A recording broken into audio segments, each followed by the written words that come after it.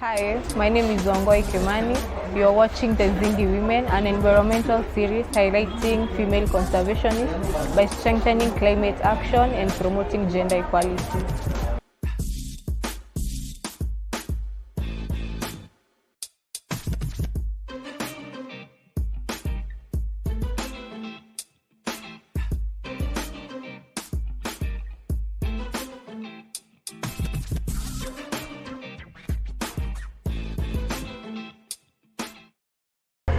Hello everyone, my name is Bernard Muhia. Welcome to the Zingi Environmental Series.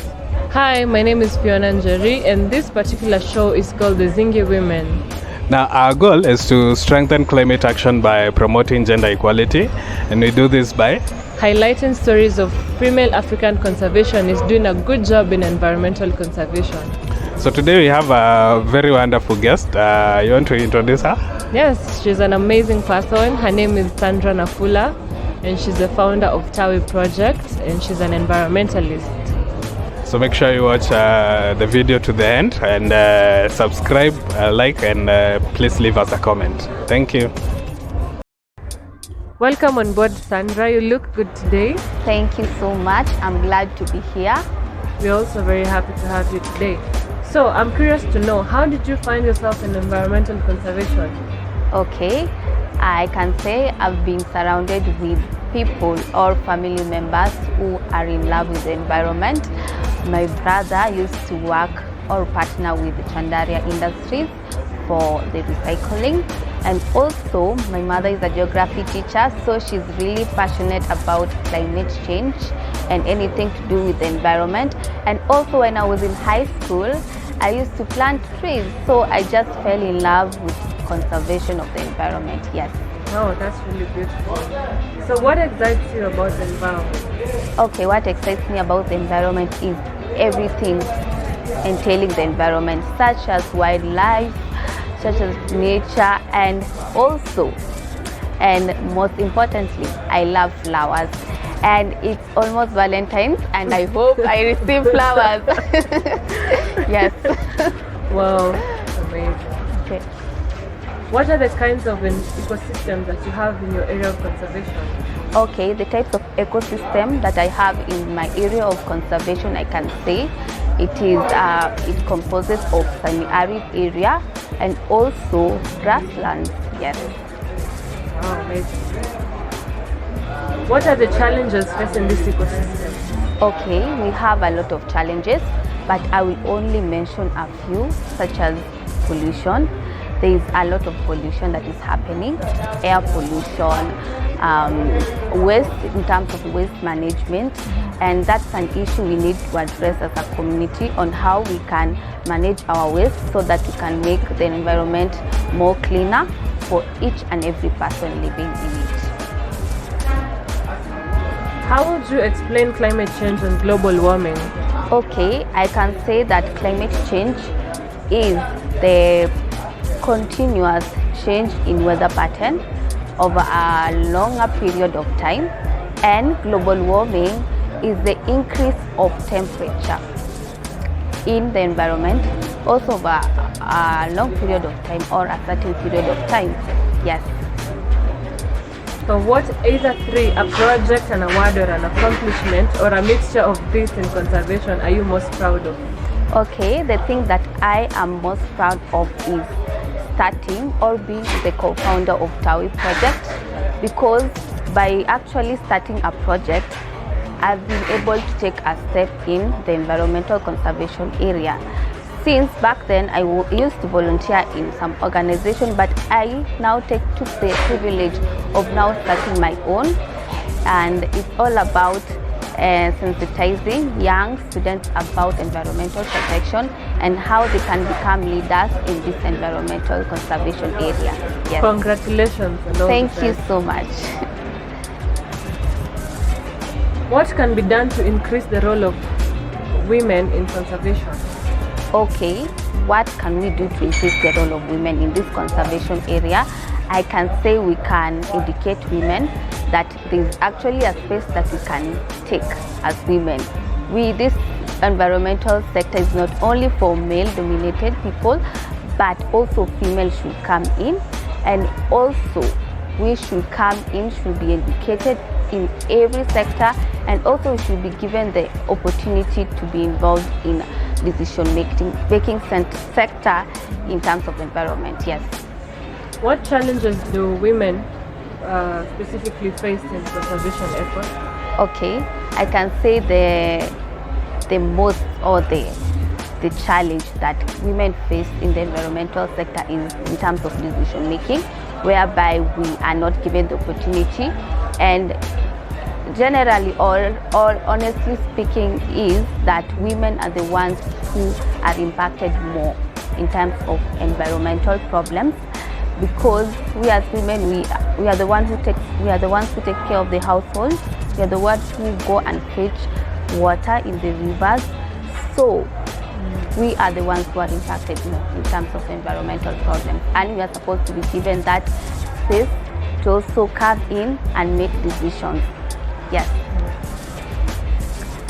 Do you find women and girls shying away from conservation efforts and cleanup? Okay, I can say yes, because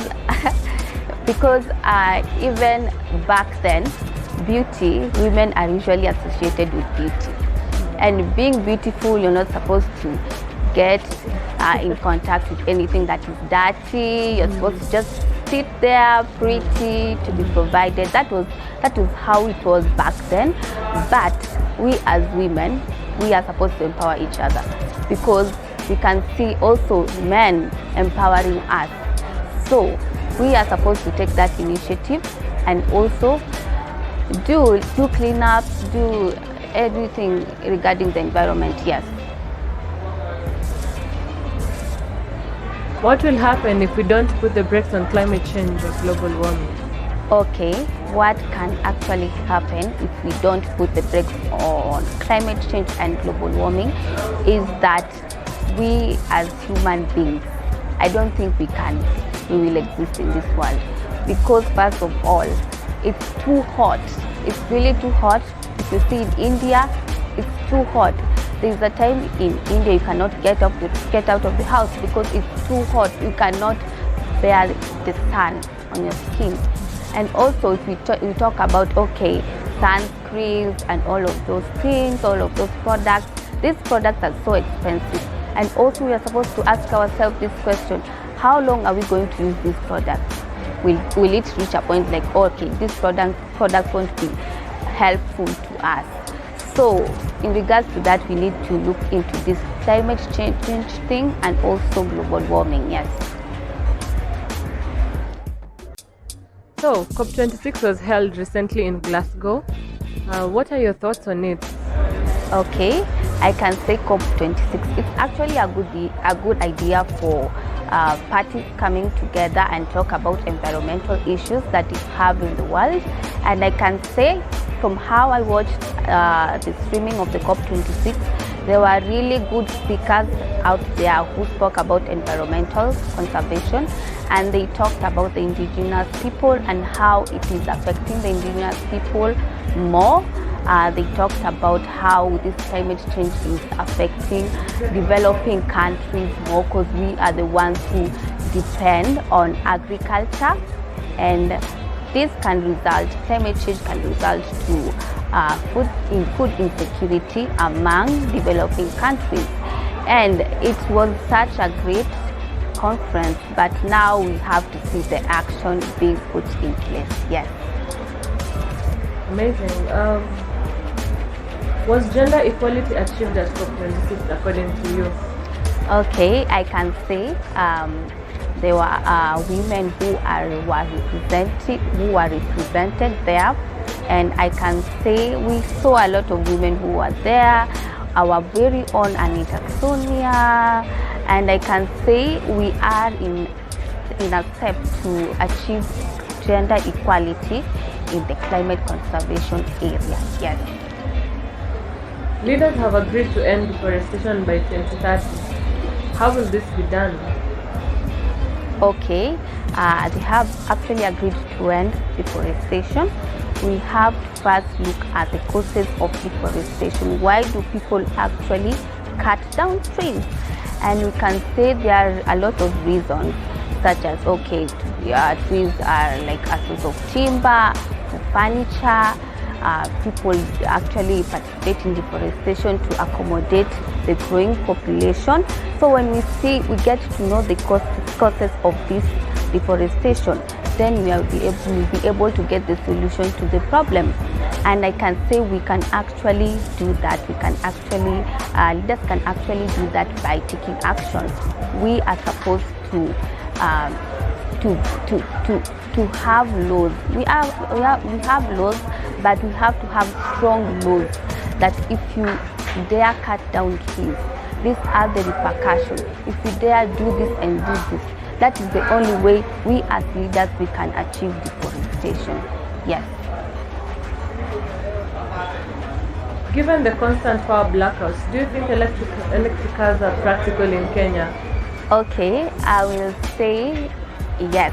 It's very practical. It's still very practical because when we see the blackout issues, it is an issue in terms of management of the Kenya power, and when the management is actually put in place, it's actually put in the right place, it's actually managed in the right way, we can actually achieve this vision of having electric cars in the country. Do you think we are doing enough to promote solar energy? Okay, I will say we aren't doing enough to promote solar energy because there are some people who don't know about solar energy. They don't know about there's something called solar energy, and we can actually do this by educating people more, having advertisements that have been sponsored by the government.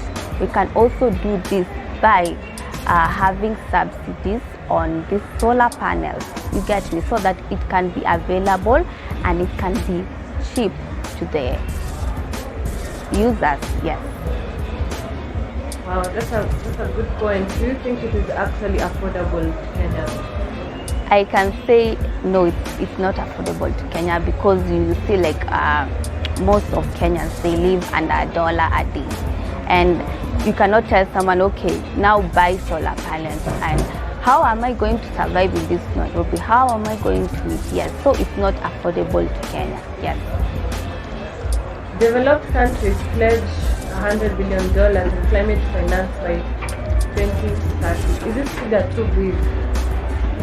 Okay, I will say yes, that figure is big, but we are supposed to ask ourselves this question. You will see other countries, world powers, they're actually funding other sectors such as their military with a lot of money, a lot of billions of dollars of money. But when it comes to climate change, now that's where they start saying, okay, this is actually a big amount of money. But if you look into their government spending, you'll find like they're spending so much money in their military. But what about climate change? There should be a change in that, yes. Which brings the question, why do you think they have not raised the amount yet? Okay, I will say is about when we talk about politics, we talk about political will. Are they actually willing? Do they want to? So it's actually they don't want to do that. That's the answer to the question. Yes, they don't want to do that. Yes. How does the next 5 years look like for you with regards to conservation? Okay, I'm a very positive person. I will say that in terms of conservation, we have more trees grown because I see more organizations coming up, more young people involved in environmental conservation. And if we come together, because governments usually respond to like a group, like okay, if you come alone they might not take you seriously, but if you guys are in a group they will actually take you very much seriously. And I believe that also the governments will be very receptive in terms of providing a solution to the problem of environmental conservation. All the best, Sandy. Thank you so much. How can people support you to achieve this vision? Okay, how can people actually support me is by, since I educate young students, young people about environmental conservation. People can come and join my organization, Tawi Project, and we can actually come together and visit more schools. We can actually do cleanups.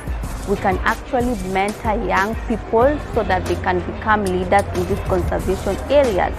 And yeah, that's all. Yes, thank you. Amazing. Thank you so much. So how can people reach out to you? Okay, my social media handles, I can say I'm mostly active on Instagram at _ Sandra Nafula on Instagram. Also on Facebook, I go by the name Sandra Nafula. My project page is on Instagram at Tawi Project. And yes, that's all. Yes, if you want to find me, yes. Thank you so much for your time, and we are really grateful. Thank you very much for watching. We've been talking to Sandra Nafula, founder of Tawi Project. And you can support this show using MoneyGram, Stripe, or any other service. And your support will actually help us to interview indigenous women who are often based in rural areas. And thank you so much for your support. So today we will leave you with the 4 R's of conservation, which are reuse, reduce, recycle, and refuse single-use products. Thank you so much. Bye.